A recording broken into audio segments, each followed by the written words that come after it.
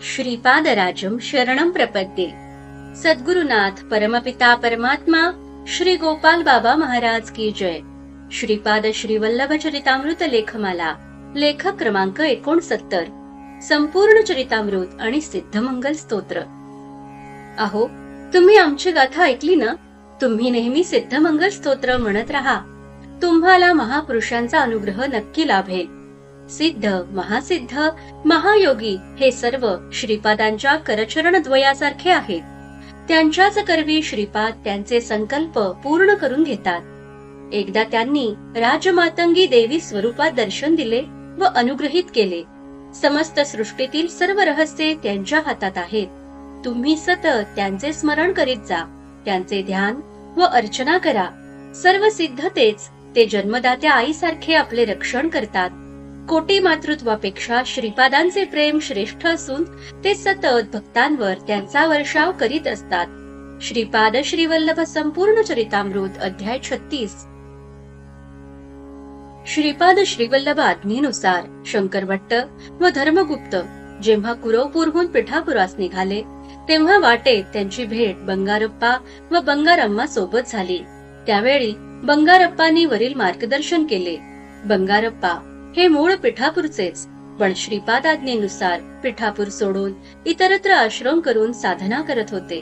त्यांच्या बोलण्यात अजून एक महत्वाचे वाक्य आले की श्रीपाद एकदा या रस्त्याने जात असता त्यांनी आश्रमात येऊन आम्हाला आशीर्वाद दिला। फक्त या ठिकाणाचे नाव चरितामृतात नमूद नाही। चिले महाराज या स्थानाचा महिमा गोकुळ उतरले रे रामा ही एकच ओळ भक्तांना चालीवर परत परत तास तास गायला लावत।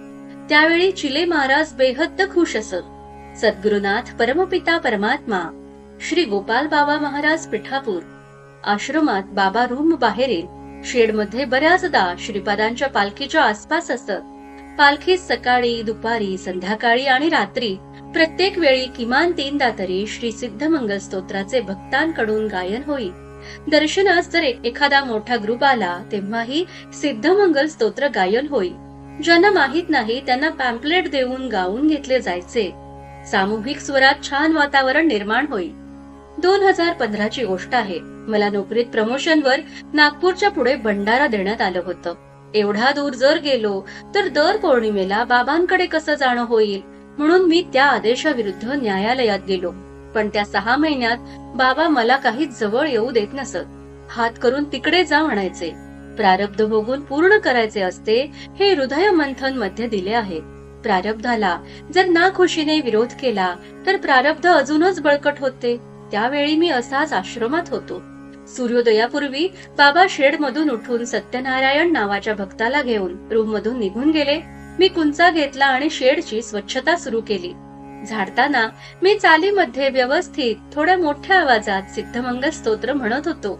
काही वेळाने सत्यनारायण बाहेर माझ्या जवळ आला व मला म्हणाला की बाबांनी रूमच्या दाराकडे उशा टाकून व त्यावर रेलून उजव्या कानाला हात लावून तुमचं स्तोत्र कान लावून ऐकत आहेत आणि चेहरा खूप हसरा आहे।